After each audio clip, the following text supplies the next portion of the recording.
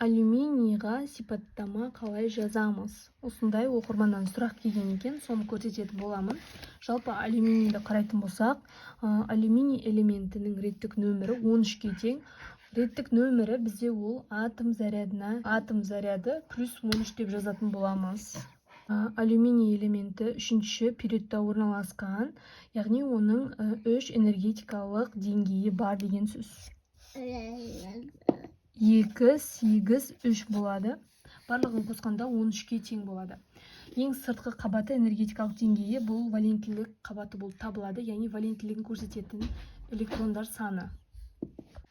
Яғни бізде алюминий элементінің электрондық конфигурациясы, яғни электрондық формуласы, және соңғы өзінің қабатының ғана графиктік формуласын салуға болады.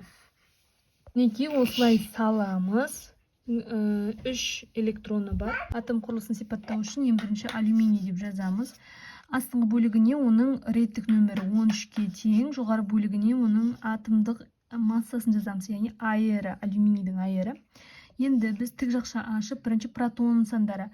Протон саны реттік нөміріне тең. 13 протонның заряды плюс болады.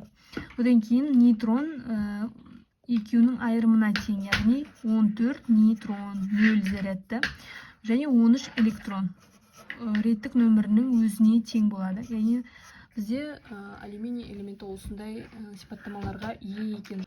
Алюминий жалғыз тұрған кезде, яғни бос күйінде металл болғанымен, алайда оның қасиеті екі дайлық қасиет көрсетеді. Барлық қосыстарда алюминий 3 валентті болып табылады.